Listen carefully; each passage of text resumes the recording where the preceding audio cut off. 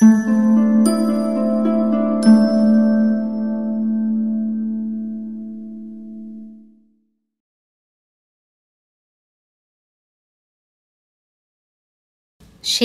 चोरी करने लगा। अब तक शेखर के लिए यह संभव नहीं था कि वह छिपाकर कोई बुरा काम करे, क्योंकि जब वह अकेला होता था तभी उसके कर्मों पर उसकी अपनी आत्मा का नियंत्रण सबसे अधिक होता था। पर अब वह ऊपर की दृष्टि से शरीफ, संस्कृत और भला मानस होने लगा, जिसे कहते हैं हमारा बेटा तो बेटियों जैसा है, और भीतर ही भीतर कहीं गिरने लगा। अब देखिए शेखर की साइकोलॉजी देखिए। बाहर सबके सामने बड़ा अच्छा बच्चा दिखता था और अंदर ही अंदर वो चोरी करने लगा, झूठ बोलने लगा, शैतानी करने लगा। लेकिन बाहर से देखने पर लगेगा कि शेखर तो बड़ा भोला भाला है, यहाँ तक कि बेटियों जैसा है, यानी कि बिल्कुल शरारती नहीं है। उसे उत्तरदायित्व के काम मिलने लगे। पहले जहाँ एक छोटा सा काम पाकर वह इतना प्रसन्न होता था और इतनी लगन से उसे करता था कि वह बहुधा बिगड़ भी जाता था, वहाँ अब वह प्रत्येक अवसर पर यही सोचता था कि मैं कैसे छिपे छिपे नुकसान कर सकता हूँ। उसे कभी संदूचकी की चाबी दी जाती तो कुछ एक पैसे निकाल लेता, इसलिए नहीं कि वे उसे चाहिए, केवल इसलिए कि चाबी उसके पास है और वह उसका दुरुपयोग कर सकता है। रात को उससे कहा जाता था कि ईश्वर और प्रभुत्व के मास्टर को दूध दे आए, तो वह रास्ते में एक दो घूंट पी लेता था। इसलिए नहीं कि घर में उसे दूध नहीं मिलता, इसलिए कि वह बिना किसी के देखे कुछ बुरा काम कर सकता है। यहाँ तक कि वह कभी रसद के कमरे में जाता तो किसी बक्स के पीछे थोड़ा घी गिरा आता। ऐसी हर एक हरकत में मानो उसका मन कह रहा होता, तुम मुझे अच्छा मत समझो, मैं अब भी बुरा हूँ। तुम बेवकूफ़ हो जो मुझे अच्छा कहते हो। इससे मानो उसके अभिमान की पुष्टि होती थी। और ये सब काम छिपे ही रहते थे और घर में उसका सम्मान बढ़ता जाता था। और ज्यों ज्यों वह बढ़ता जाता था त्यों त्यों शेखर का पतन भी अधिकाधिक होता जा रहा था। उसे उस अलमारी की चाबी दी गई जिसमें किताबें बंद थी। बादाम या कुछ ऐसी चीज़ निकालने के लिए उसे कहा गया था। उसने अलमारी खोली, 2-3 किताबें निकालकर अलमारी के नीचे ढकेल दी। बादाम निकाले और चाबी दे आया। बाद में मौका पाकर उसने वे किताबें उठाई और छिपाकर पढ़ने लगा। रद्दी गुलाबी या पीले कागज़ पर बड़े बड़े लखनऊ टाइप में छपे हुए उन किस्सों को पढ़कर शेखर सोचने लगा कि क्या है इनमें जो ये इतने सुरक्षित रखे जाते हैं। मालिन की बेटी, 2 जुरू का पति, बगदाद की बुढ़िया, 3.5 यार, 7.5 खून, 2-2, 3-3 करके शेखर ने सब किताबें देख डाली। इतनी रद्दी, इतनी भद्दी, इतनी बेहुदी थी वे कि शेखर का जी मिचला उठा। वह ऊब उठता। वे उससे पढ़ी नहीं जाती, फिर भी केवल इसीलिए कि वे मना थी, उन्हें पढ़कर शेखर बुरा काम कर रहा था। वह उन्हें पढ़ता जाता था और उसने सब पढ़ डाली। और कितना सुख होता था उसे जब वह मन ही मन माँ को संबोधन करके कहता था, तुम बड़ा अच्छा, बड़ा भोला समझती हो ना मुझे। मैं बदमाश हूँ, बिगड़ा हुआ हूँ और मैंने ये सब किताबें पढ़ डाली हैं जो तुमने बचा बचा कर रखी हुई हैं। अब देखिए, जो कुछ भी बच्चे के लिए मनाही है वो करने में बच्चे को बड़ा आनंद आता है। तो शेखर भी कोई एक्सेप्शन नहीं था। माँ ने अलमारी में कुछ पुस्तकें छुपा कर रखी थी क्योंकि शायद वो एडल्ट ओनली हो, क्योंकि शायद वो मैगज़ीन्स या किताबें एडल्ट्स के लिए पढ़ने के लिए होंगी। लेकिन शेखर के पास जब भी चाबी हाथ लगती वो चुपके चुपके वो सारी किताबें पढ़ लेता। हालांकि उसे उन किताबों को पढ़ने में काफ़ी दिलचस्पी नहीं थी, एकदम भद्दी लगती, रद्दी लगती, बेकार की लगती, लेकिन फिर भी वो इसलिए पढ़ता था कि मनाही है। शेखर चुगलखोर हो गया। जब कभी किसी भाई से कोई छोटी सी भी गलती हो जाती तो शेखर भागा हुआ माँ के पास जाता और कहता, माँ माँ, ये ने यह कर दिया है, देखो तो। कभी कभी अकारण भी किसी की शिकायत कर देता और तब उसे फटकार खाते या पिटते देखकर मन ही मन कहता, ठीक है, अच्छा पिटना ही चाहिए। मैं बुरा हूँ, मुझे सब मानते हैं, मेरा आदर होता है, तुम अच्छे क्यों हो। और जब भाई कभी उसकी ओर आशंका या अविश्वास की दृष्टि से देखते तो उसे लगता, हाँ मैं भी कुछ हूँ। अच्छा या बुरे होने का शेखर के लिए कोई महत्व नहीं रह गया था।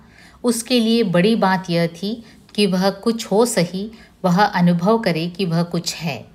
इस विश्वास का सहारा उसके लिए बहुत ज़रूरी हो गया था।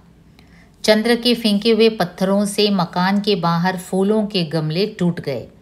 तब वह भोला भाला भागा हुआ माँ के पास आया और हाँफता हुआ बोला, माँ माँ, मैंने गमले नहीं तोड़े। माँ ने पूछा, कौन से गमले? मैंने नहीं तोड़े वे। तभी शेखर भी वहाँ पहुँचा। माँ, वे जो बाहर गमले थे ना, नीले फूलों के, जो पिताजी ने दफ्तर से मंगाए थे, वे चंद्र ने पत्थर मारकर तोड़ दिए हैं। चंद्र ने कहा, माँ, मैं पहले कह चुका हूँ कि मैंने नहीं तोड़े, मानो पहले कही जाने के कारण उसकी बात अधिक मान्य हो। शेखर मुड़कर बाहर जाने लगा, कुछ ऐसे भाव से कि मैंने अपना कर्तव्य कर दिया है, मुझे इस बात से कोई मतलब नहीं है। माँ ने चंद्र से पूछा, झूठ बोलता है? चल देखूं कौन से गमले तोड़े हैं तूने। और उसका हाथ पकड़कर घसीटती हुई बाहर चली। चंद्र काफ़ी पिट चुका था। माँ ने न जाने क्या क्या धमकियाँ दी थी उसे कि वह कह दे कि गमले उसी ने तोड़े हैं, पर वह नहीं कहता था। यह माँ को सह्य नहीं था कि उनकी आज्ञा के उल्लंघन ऐसे हों। उनका मत था कि अगर इसने नहीं भी तोड़े तब भी इसे स्वीकार करना चाहिए, क्योंकि मेरा निर्णय है, इसी ने तोड़े हैं।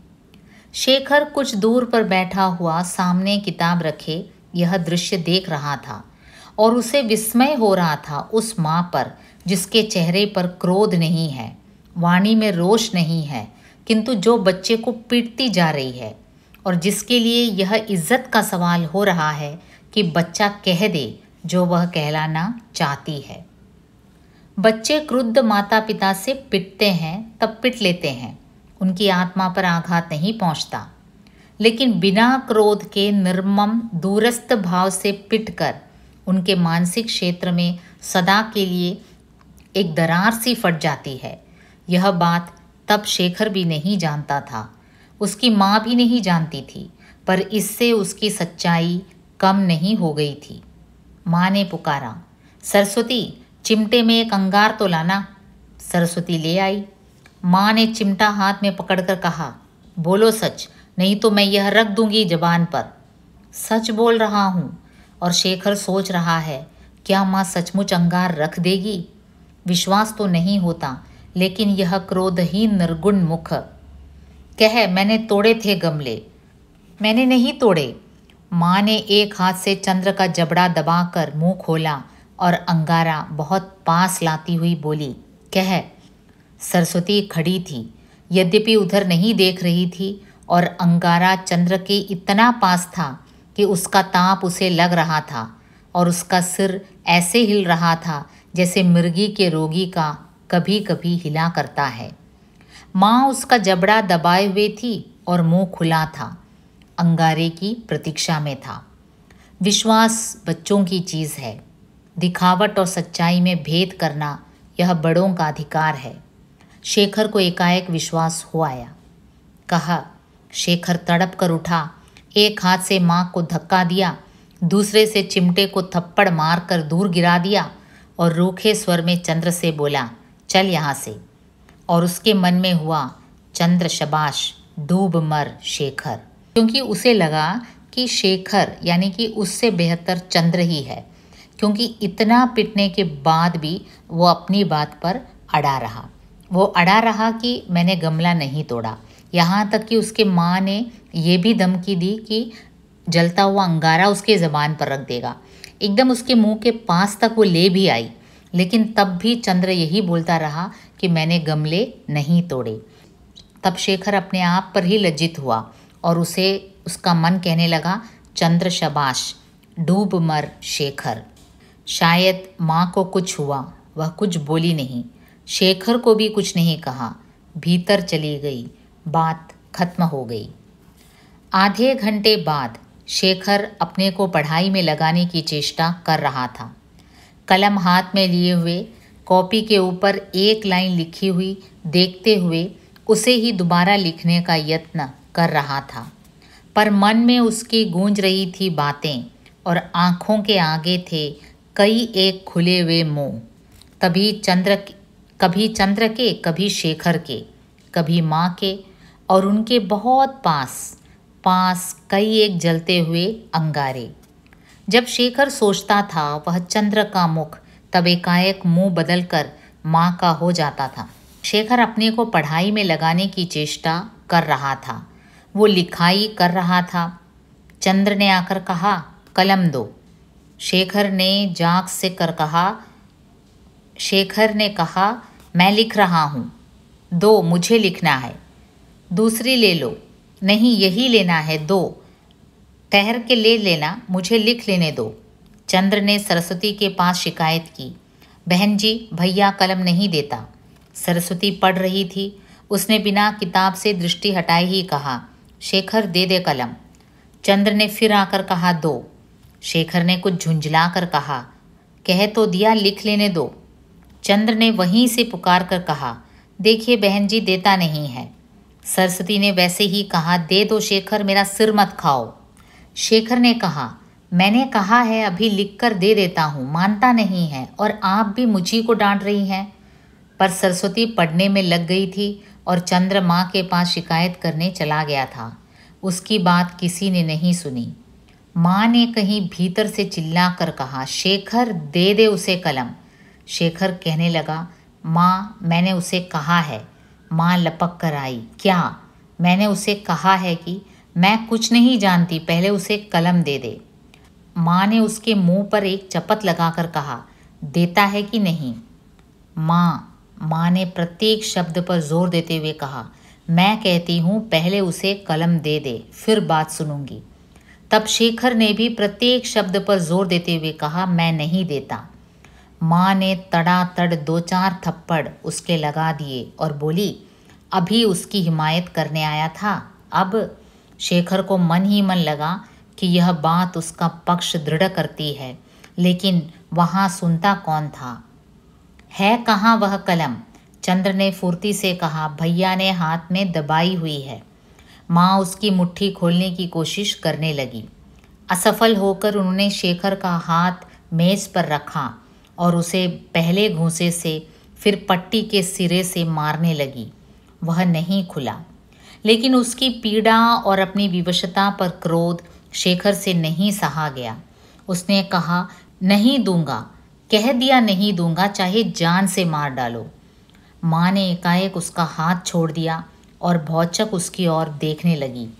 उसके स्वर में उस एक शब्द जान में कुछ था कि वे लज्जित हो गई। चंद्र की बाह पकड़कर ले जाती हुई बोली, मैं तुझे नई कलम देती हूँ। शेखर उठकर बाहर चला गया। सारा दिन सड़क पर बेमालिक के कुत्ते की तरह भटका किया। शाम को थका हुआ सा घर आया ही था कि पिता ने कहा, क्यों बे, जान देने का बहुत शौक है? शेखर ने निष्प्राण स्वर में कहा, हाँ है, और आगे चला गया। पिता देखते रह गए। शेखर ने खाना नहीं खाया, न किसी ने उससे पूछा ही। रात हुई, सब सो गए। तब वह भी थका हुआ सा चारपाई पर लेट गया और अंधकार को फाड़ने की चेष्टा करता रहा। उसके सिरहाने की ओर कहीं से अनिश्चित सा स्वर आया, शेखर, और सरस्वती उसकी चारपाई के सिरे पर बैठ गई। शेखर ने उसकी गोद में सिर रख दिया। तब आंसू आए। सरस्वती ने उसका सिर उठाकर बहुत धीरे से तकिए पर रखा। वह सो गया था।